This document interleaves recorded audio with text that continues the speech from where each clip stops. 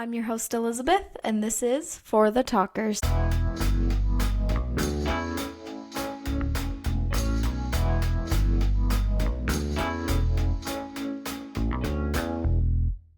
Hello, talkers. Thank you all for joining me here at For the Talkers, a place where we connect and learn and laugh while we're doing it. I'm so glad you guys joined me for today's episode with Dani. She was, for lack of better words, stunning, amazing, so talented, so creative. She was a very thoughtful and down-to-earth person. And I really feel like she had some great advice and a really great story that's very unique. And she did just obviously a phenomenal job at telling it because she is an author and definitely has that storytelling, creative, just kind of aura to her. And it was such a joy to chat with her. And I know you guys are going to love hearing from her and connecting with her.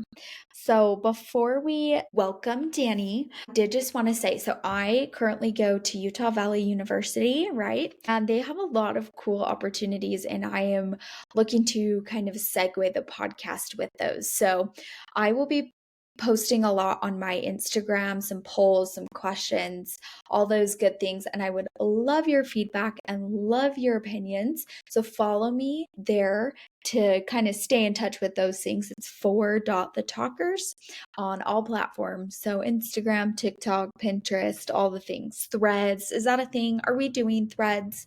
I'm not sure. I have like 80 followers just from people from Instagram following, but I haven't posted anything. Please tell me if y'all are using it because I just need to know, is this the new Twitter? Is this like, kind of the Facebook of Instagram, if you will? Like, we're not using it. I don't know. So let me know. Thank you. And yeah, that's really all I have. Follow along on Instagram. While you're going to follow me, follow Dani as well at Birth of the Fae. And she's great. She's great. Let me tell you a little bit about her, and then we will begin this episode because I am just so excited for you guys to hear from her. Danielle grew up in Carmel, New York. She's a Hall of Fame martial artist and retired in 2008 from competing after winning the silver medal at the World Championships. She moved on to nursing, and from there, after a chance meeting with a patient, went on to fantasy writing. And you get to hear that super cool story in today's episode. Danielle values compassion towards animals. She believes in stopping puppy mills and putting more research into keeping our pups safe through advances in veterinary medicine. Danielle is a diehard New York Giants fan.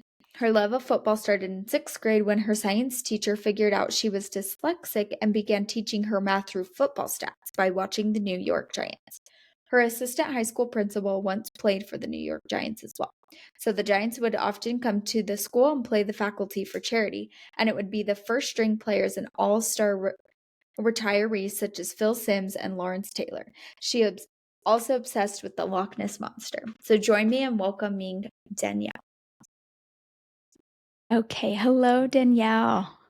I'm so happy to be here. Thank you for having me. Yay. Good, I'm glad. Okay, I'm going to start with my happy, funny, sads from the week. My happy is my work does these like 20-minute massages. We have a massage therapist who comes and just does like chair massages. So it's super nice.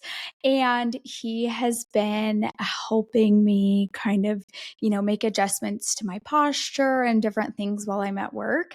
And so that was just my happy. I feel like I've been feeling better, less achy, just sitting at a desk all day can get kind of hard. So, and then my funny actually goes with that. I was telling him how I'm so like duck footed when I walk, my toes are just like pointed out so far. And I guess I've always just thought that that was like how my feet are, I guess. And he's like, I'll just walk straight. Like your legs just aren't, they don't have strong enough muscles pulling your toes in. My gosh, like 1 week. And I'm like, oh yeah, it's obviously there is, anatomy to some extent, but I was like, yeah, I just needed to point my toes. Yeah, literally. So that was just cracking me up all week. I'm like, I've always just been like, oh, this is just, the way I am, whatever. So kind of funny. Nice. And now I walk straight, so it's great. And then sad is that I have a cat and we've been wanting to take her camping this summer and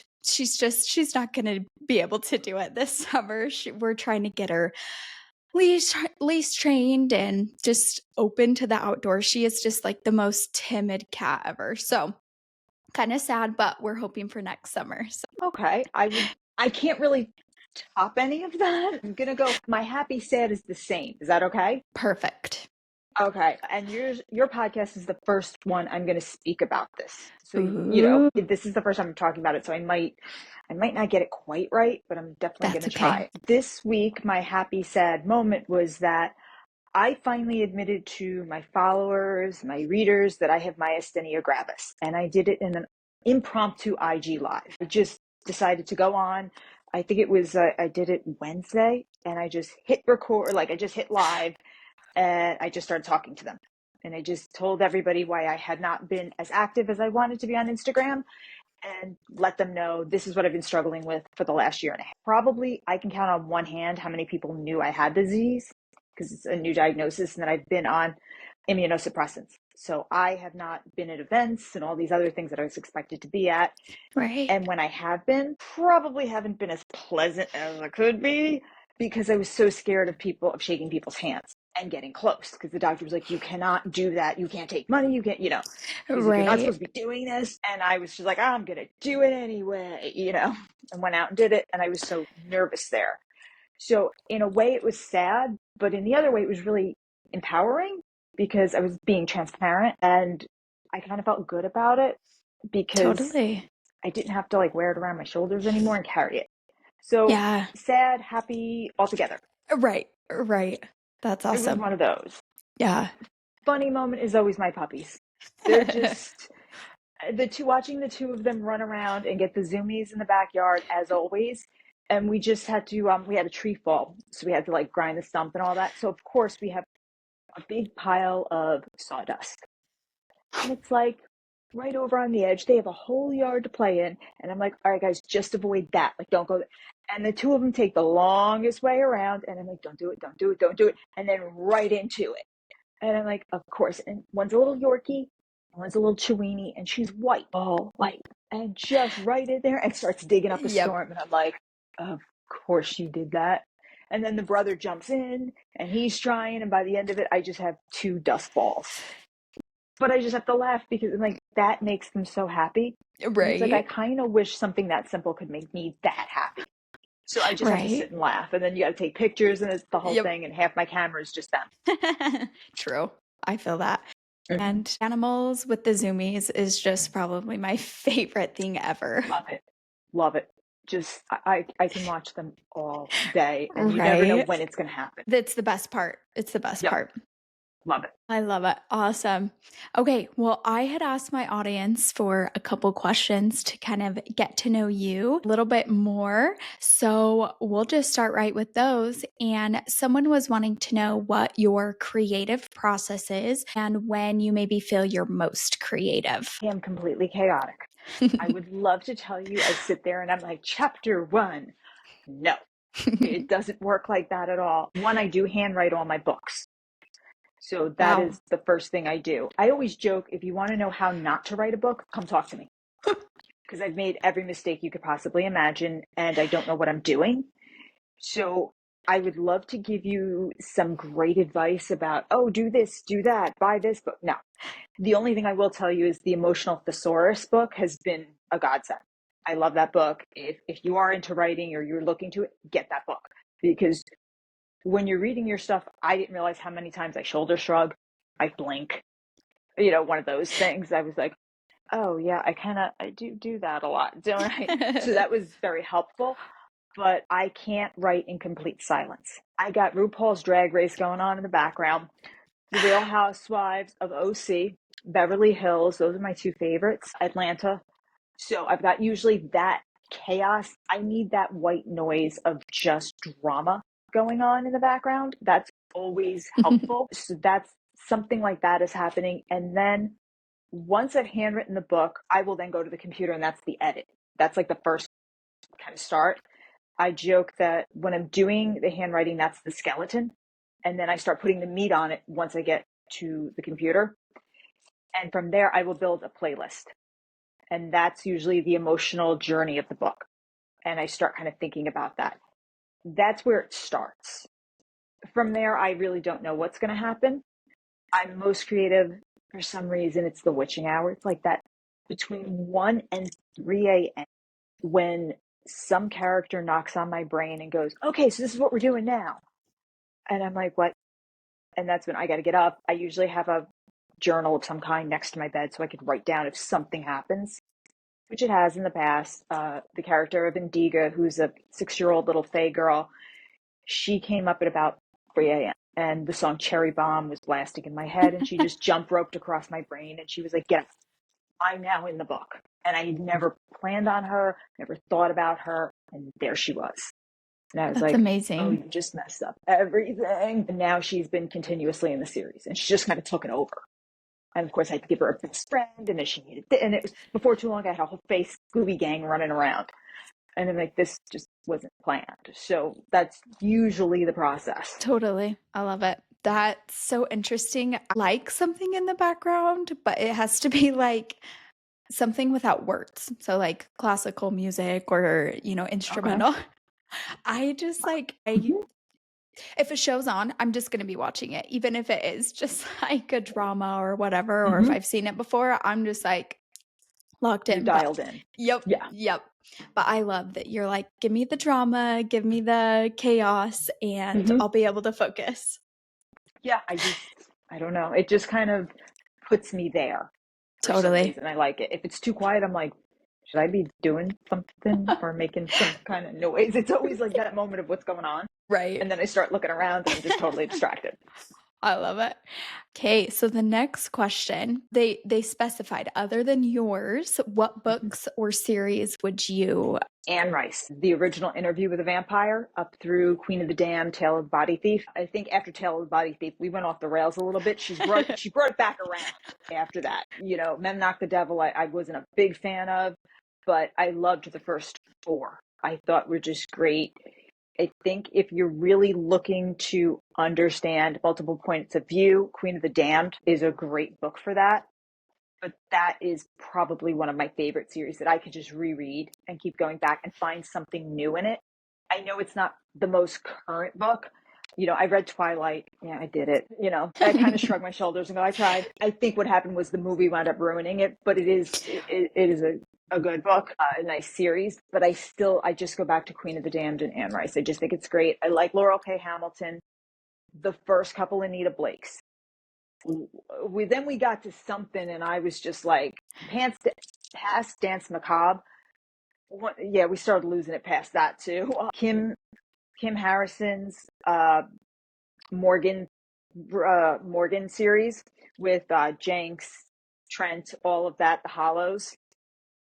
Love that. She has not disappointed me yet, and she's probably got, I think, about 12 books out.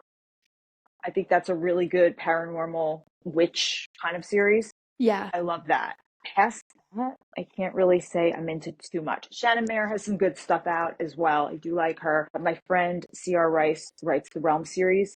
If you want dark, metaphysical, and I mean dark, like she's got a prom scene that rivals Carrie. Gotta have a stomach for it. But I think she's got a really good series. It just has to be what you like. And so Sure.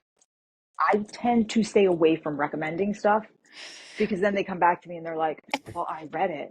And they're looking at me and I'm like, I don't know what you like. Right. So I think if the cover catches your eye and the synopsis sounds good, jump in. I love it. Those are great suggestions. And I agree. Sometimes it's hard. It's like, I like it, but I don't want you to, make your judgment based off whether I like it or not. And it's the same thing with a book that somebody didn't like. You don't want to spoil it because it's not your cup of tea. And every Right. book is not everybody's. When I've talked to authors and they're like, my book's for everybody. I'm like, no, it's not. Trust me, it's not. You can't say that. There is Right. somebody out there that's not going to like it. So I tend to stay away from recommendations because of that. And then it's the same thing, like I said, with books you don't like. Yeah, I don't totally. I don't want to spoil it for somebody else. Well, and that's such an odd thing to say too, because not even everyone likes just reading in general. Yeah, So, I like audiobooks. I'm an audiobook person. I love audiobooks. That's my thing. yeah. Because if I have to sit there, I get migraines and things. So if I have to sit there and read, I will zone out. But if it's a good audiobook, I'm in. And I like to work out to it. You know, if I'm walking, I'm doing whatever, pop it on and I'm good to go. And some people are Yeah. like, that's not really reading. Yes, it is. Some people are auditory learners. You're still absorbing it. So that's kind of what I'm into. Yeah, me too. I audiobooks all the way. If I had more time and Mm-hmm. patience, maybe I Yes. would read more, but it's just if you can throw it on while, yeah, like you're saying, doing whatever, going on a walk, it's great. That I'm just curious, have you ever ran into an audiobook where it's like you really want to read the book itself, but the person that's narrating it just it's not working? What do you do? Because I have like Yes. multiple books that I'm like, I want to read that so bad, but the person reading it is just not working for me. I had that with Laurel K. Hamilton because Kimberly Alexis does almost all of her narration. And then for Mm. some reason, she skipped out on like 4 books and they got some other chick.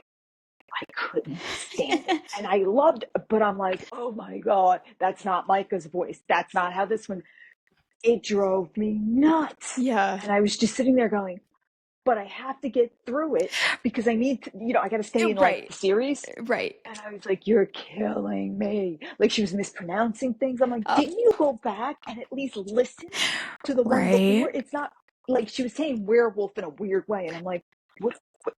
That's not how you pronounce You it. made that up.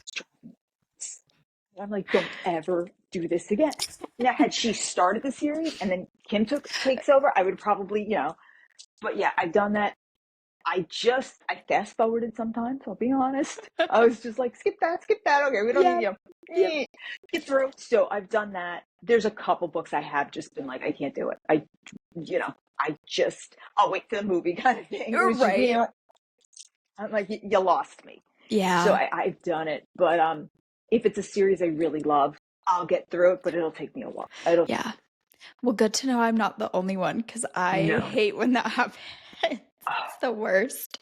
right there with you. All right. Then the last question we had from the audience was in your career, do you feel like you've had kind of a big break moment, or was it more just hard work paying off at the end? I don't think I've had my big break moment. I've come close. It's gotten like where I'm like, oh, I've met this person and they want to talk to me about an animation series and they want to do this. And you get close and then there's always something. So I think it's just going to be more hard work, but I'm okay with that because if it was meant to be, then the timing was right, it would have happened. So I just feel like the timing's not right yet. But I keep getting closer, and I feel like all these chance meetings that I'm having where I think I'm almost there is getting me ready for when that moment does happen and I have more knowledge and how to handle Totally. myself in those situations. I think that's kind of what it's coming down to, or Yeah. that's what I'm trying to tell myself so I don't cry. I don't know, either or. Relatable. It's like, I just say that's what's going to happen. So we're going to go Mm-hmm. with that. Yeah. I love it. That's great. Okay, well, those were the questions from the audience, and I've got plenty more for you because I love reading and I specifically do really enjoy fantasy books. And when I am reading these, sometimes I just have to take a moment and just go, did they come up with this? How did they come up with this? It just blows my mind sometimes. So I just want to know more. You kind of talked about how it's, that spur of the moment you have a thought, a character comes into mind. Are there any other ways that like you feel like it's how you come up with these characters and these realms and all these different things? The original idea for the Birth of the Fae series came from me speaking to a patient, and he didn't want to drip anymore. We were joking around, and I said, tell me something interesting about yourself." And he was like, "Well, I was recruited by the CIA out of college." And I'm like, "We've known each other a year. How did this not come out?" And so from there, we started joking about all the conspiracy theories with Lyme disease and this and that. And for some reason, out of my mouth, and to this day, I don't know what made me say it. I'm like, "Well, you know where Lyme disease comes from?" And he's like, "No, where?" I'm like, "The Fae." No idea, wasn't reading a Fae book, nothing. And that's where we dove in. And so I made a story up on the spot about a CIA agent who was going undercover into a Lyme disease clinic to find out if the nurse was a Fey human hybrid and this whole thing. And I put him in it. We started talking about it. And then he was like, well, who are the Fey? And I just started rattling the birth of the Fey off my mouth and just going. I never thought I would write it. I was just keeping the guy in the chair. That's it. So once it came down to, you've got to go home and write this stuff down, I was like, oh, okay, I don't know how to do that. Like I didn't know world building or Sure. any of that. Once it started, it came down to things like, what do they wear? How does this happen? How does that happen? I thought of it like, what would this character do in everyday life? Not fighting a war, not doing anything, just when they get up in the morning, what do they do? And then it just kind of built from that point on. Yeah. Because if you can think of one mundane thing, then the rest of the fantastical stuff is easy. But I just went with one mundane task. Because I'm like, well, they've got to get up and like go have breakfast. They Right. doesn't just appear. And it's like, okay, they've got to do something. Like what does their footsteps sound like on the floor? Do they walk on quartz? Do they walk on, just little things? Yeah. And then it just starts to grow. And then you can kind of start putting things together. The characters in my stories are all people I know. And people are going to hate me saying that because, yeah, there's some people I don't like. They're in there. But it's everybody I know. I don't sit there and think, I'm going to have a troll and I'm going to have this one and that. It's more like Serena is my best friend from high school, Jennifer. That's who she is. She's a mermaid. The reason she's a mermaid is because Jen looks hot in a bikini. And when we were 16 years old, she would literally walk into CVS in nothing but a bathing suit because she knew she was hot. So I made her a mermaid. There you That was go. it. It was like, I'd like to tell you it's deeper than that. It's not. That's who she is. She's my girl. So all the talks on the beach between Serena and Aurora were me and Jen sitting on a beach when we thought, we were so deep at 17 years old because we knew Yeah. everything and we were having life discussions. That's what they're doing.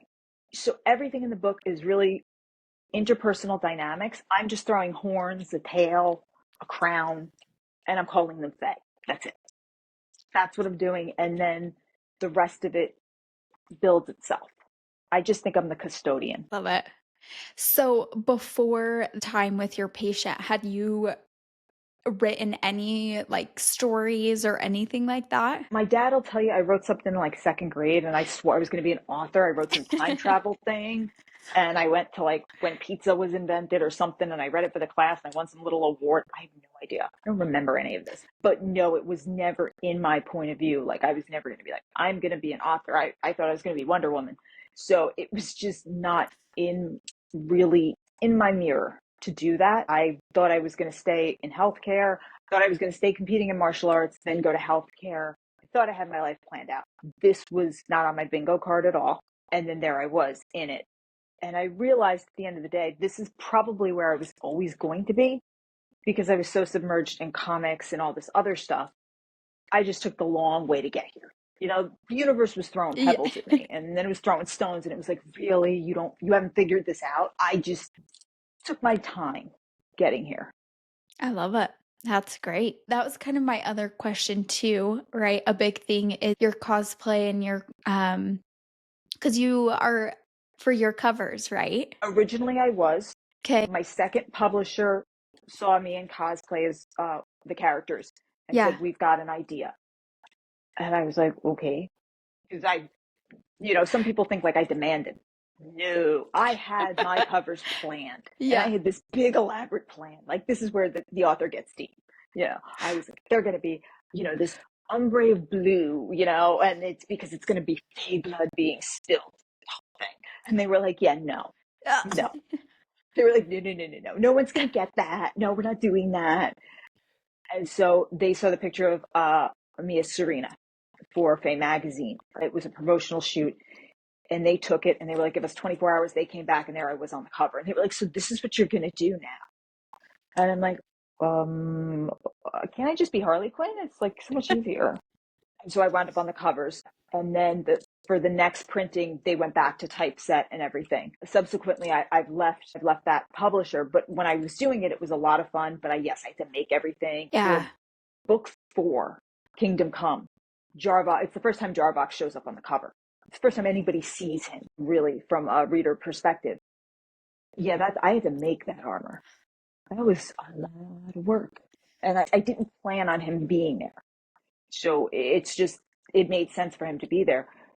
So it was a lot. It was a lot of fun. I still have his armor sitting here, so we're ready. But I enjoyed it very much. I enjoy being characters, but it's definitely a lot of work. I will do more shoots as the characters now, Yeah. but it's a lot. Yeah. Yeah. Yeah, I think that was kind of my question too. Like, were you already into cosplay? And then when you started writing, then you were doing your own characters? Or did your interest in cosplay come along with your writing? No, I was doing cosplay for a long time. I was Okay. at New York Comic Con. I was cosplaying before I knew what it was. I Yeah. had showed up to martial art tests with a Wonder Girl outfit underneath just to give myself a little bit of confidence. I love it. I had been doing it a long time. I just didn't know what it was. I just thought I was a freak, to be honest with you. I'm like, I'm a nut. That's okay. And then New York Comic Con happened, and I was like, what is this? And I am home. And so the next year I showed up as Yvonne Craig's girl. And I'm like, I am home. It was just like, this is wonderful. And I started going every year in Yeah. some character and kept going. And then I did a couple things for work. When I was a personal trainer, they asked me to go, and I walked around a mall that was having their own little Comic Con thing, and someone paid for me to be in the cosplay contest. Just a group of people, and they were just like, "We just entered you," and I was like, "What?"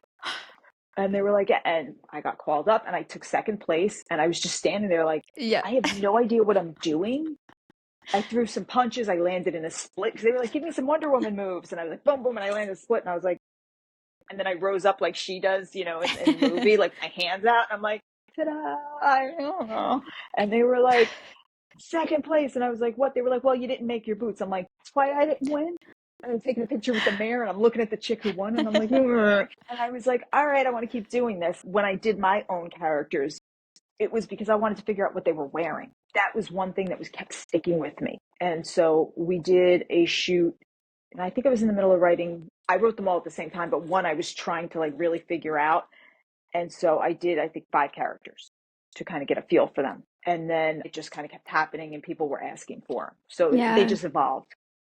Yeah, that's really cool. That actually reminded me, I totally had someone ask if you have any, I don't know if recommendations is a right word for it, but if someone's interested in getting into cosplay, kind of Mm-hmm. how they can do that, where they can start, what's like a good stepping stone, maybe if they're a little timid to get into that kind of community. The community, first of all, is very open. It's a very welcoming community. Go on Instagram, first of all. There's a lot of great cosplayers out there. Cosplay Alliance is a good one. Mark Candle, he's Dr. Doom. He does a lot of Instagram lives where you'll just watch him make armor or fix a cosplay, and he'll just explain what he's doing. He's really good. It's Mark with a C and Candle with a K. AMH Cosplay. She's on Instagram. She's always posting stuff, and she shows you how to redo a wig. If you wanted, I think she did something when she was doing She-Hulk, and she literally took like green tights and showed you how to like make it so it could fit over your head, and this whole thing. She's like, you don't have to body paint yourself. And I was like, wow, okay, yeah, it's pretty cool, watching it. So I Yeah. would start with Instagram and then go to YouTube. But the biggest thing is you don't have to make everything. Find one little thing. Like I really like doing props. I've made my own swords, I've made my own shields, Harley's hammer, her guns. That's my thing. You're not going to see me sewing a full Wonder Woman outfit. That's not going to happen. Right. I like painting, I like airbrushing. Those are my things. So just find one thing. But if you buy something, then just doctor it up a little bit. Or if you just want to buy it, just buy it. It's just your expression of fandom. Just get into it, and you don't have to spend the whole all of Comic Con weekend dressed up. I've seen people go around and They're wearing like a suit with just a Superman shirt underneath it. And that's their first like step in. And I'm like, that's awesome. Just try it, or just take some pictures at home. You don't have to go anywhere. Just do it at home then. Take a couple pictures, post it on Instagram, or just do it for yourself. Yeah, totally. That's great. I think that completely answers what they were looking for. So that's great. Thank you. Um, I'm curious if the cosplay community kind of intersects with also your readers, or if they're kind of separate from your perspective. I didn't really think of one with the other, but I can say the cosplay community has been very supportive of me. That definitely, that's the whole thing with the cosplay community. They're supportive of whomever is in it, whatever they do. If you're like, I'm going to release a single, they're like, cool, let's go. They're just good people. I haven't really had an issue in the cosplay community, especially in the New York side, New York Comic Con. I find everybody very welcoming, very nice. They've always been supportive of me. When something comes out with the book, usually the cosplayers are the first one to be like, hey, good job, Danny. Wow, check out this book. They're the first ones to answer it and say something. So I never thought of the groups as separate. I just thought of everybody as readers, and if you happen to be a cosplayer and you like it, cool. It's just kind of whatever floats your boat, but I can say the cosplay community has been very supportive. That's really awesome. That's great. I don't know much about it, but I have seen, from what I've seen, yeah, so supportive, so kind. Definitely something to look. Yes. I want to know, because your journey started maybe a little different than other authors, right? Maybe they've started, long ago and whatever, but you just one day said you're going to do this with your patient. What would you say has been a challenge in, from then to now? I'm sure there's more than one, right? There always is, but if there's one that you want to share. Trusting the publishing industry. It is cutthroat. Learning to self-advocate and knowing when to get out of a situation. I think, that's been the most difficult, because you're told there's so many of you. As an author, you're always told there's 1,000 of you. I'll find somebody else. But then you start realizing, but nobody's going to write my story. Right. You'll find somebody to write a Faye's story, but is it going to be mine? No. And then you figure out the power balance. You're a publisher, and that's great, but you need content, and you need good content to keep selling. I'm keeping your lights on. Me, this little face is doing. And that's when I started going, hold on, I'm not so replaceable. Hold on. And that's when I started going, I don't have to take this so much. And the promises, oh, we're going to market, we're going to do this. So all of that learning, not everybody is as honest as they say. And just because you have a contract doesn't mean they're going to follow through. When to get out, and learning, bet on yourself at the end of the day. It's really, don't worry about the stigma of being self-published, which was kind of haunting me, and realizing, you know what, it's okay. Deal with the stigma. It's fine, because you're doing what you want. And that's probably been the biggest thing. Yeah. Yeah, that sounds really tricky, and like how to find resources on how to be able to work with them. Like, I don't really know of, things out there for people trying to get with a publisher, but like you're saying, you don't want to find someone who's not going to follow through with things. And how do you know what they're saying is true? You don't And know. yeah. You don't know till you're in the pool. Right. You have no idea how deep the water is until you're there, and you're there for a while. And then you're like, oh God, what do I do? Then you're just like, but I don't know how. And then you're thinking, what happens to my book? Oh my gosh, I have to and all these things. And it's like, maybe it's better if I just stay. It just starts to kind of grow. And so, and then you get your royalty statement and you realize I'm making 15 cents off the book. I got to get back out. Reality crashes in real quick. Yeah. But it's things like that. And I think you have to, writing is still an art form. Sometimes we look at fashion design, it's not your fashion week. You're like, wow, that's an art form. Or you look at painting and you're like, that's an art form. Singing. Writing is still an art form, and it's yours. You have to protect it. Whether that means making sure the copyright's in your name, another lesson learned, or just making sure they're going to print your work. because the publisher has final say. So you could put in a beautiful manuscript. Every word, you're like, this is it. And then you get the book and you're like, wait, where's that chapter? What happened? This character doesn't do that.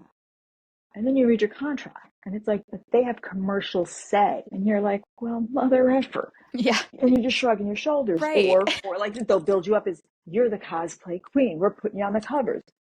And then one day they're like, yeah, we're taking you off. And you're like, I spent all that money making those things.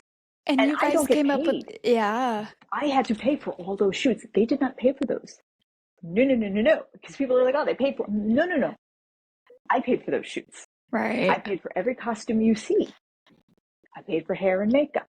I paid for the photographer. So if each book is $5,000 in costumes or, whatever. Right. I get reimbursed. And now you're deciding to take those off.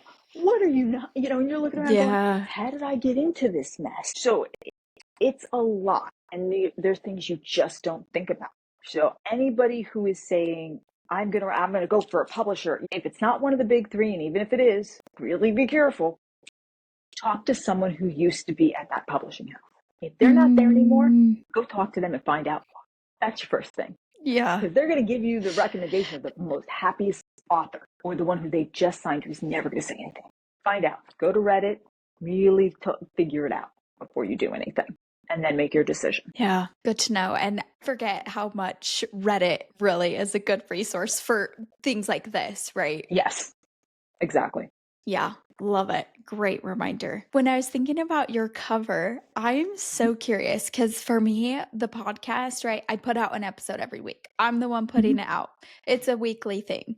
For you, you're writing this book and it has to go through edits and this and that, and it's all kind of on the computer and just manuscript. So what is that feeling and what is it kind of like when it gets printed and you have the physical book that you wrote? It's always a rush. Yeah. You're always staring at it, and there's always this dread and excitement all at the same time. Because there's nothing you can do about it now. Sure. It's done. You can't go back and fix something. And authors always go back and are like, I should have done this better. Oh my gosh, I used this word twice. I found this error, whatever it is. And we're always kicking ourselves. Because now we know it's going to judgment. Right. Most jobs you get an evaluation, and this is a podcast or everybody's judging you. It doesn't matter. People are going to give you their reviews, their opinion. Right. That's what happens. But let's face it, most jobs, a stranger isn't walking in, looking over your shoulder going, you should be doing this, and I don't like, Right. And then they're going to go post it on the internet. I mean, most people, yes, we have Yelp and things like that. But if you're sitting in a cubicle, nobody's looking over your shoulder going, you didn't hit that last key right. I don't like this. As an author, everybody's just like, the book's coming out. Yeah. And then you have people who are like, yay, the book's coming out. You've got 2 cents. Yeah. So you're sitting there going, oh God, the book's out. Because you're usually at book 4 down the line. Sure. You forgot about that one. Right. Like, what did I do in that one? Did I kill anybody? So you're really super excited. You're holding it and going, what's this one about again? Because you're writing so far down the line. Oh yeah. That half the times I'm like, who do I have in this? I had somebody come up to me and they were like, so Oberon. And I'm literally texting my husband going, do I have a guy named Oberon in the book? He's like, yes. And I'm like, okay. And I'm like, what's he do? And he's like, polar bear. I'm like, got it. Okay, yeah, polar bear faction. Got it. Yeah. Because I was at that point getting ready for Forgive Us, which is the end of volume 1. And they were talking about Locked Out of Heaven, the first book. And I'm like, I am so dialed into you right now. I got you. Yeah. And I was like, Oberon's mentioned in 2 pages in the first 40 pages of Locked Out of Heaven. And I was like, cool. Yeah. I don't know. Totally forgot. What do you think about him? Yeah, she's like, what, does he come back? And I'm thinking, yeah. good luck, roll the dice. Let's see. That's great. Oh, that would be so hard because similar with the podcast, like people will be like, oh, I listened to this episode. I'm like, great. Don't know what I said, but awesome. Yeah. I hope it was good. Right. Yeah. Yes. That's great. Okay, well, this has been so perfect, and I want to end on kind of a more, I don't know if silly is the right word, but kind of a fun question. hard day, you've been writing, you've got your shows in the back. What do you do to kind of end? I know you like to, get inspiration at 1 a.m., but if there is an end to the day, what does that kind of look like for you? Bob's Burgers on the couch with Carlos, Penelope, and my husband. Or if it's football season, yelling at the New York Giants. It usually involves something to those effects, just chilling out. That's really the best way to spend it. Sometimes I will put the jerseys on my pups and they hate it. But, That's cute. I'll do something like that, turkey burger, curly fries, because that's my good luck meal when the Giants are playing, and chilling out, just trying to release everything from the day and just Totally. let it go. Because being in the veil, sometimes it's wonderful and sometimes it's heavy because I'm trying to figure out what I just did.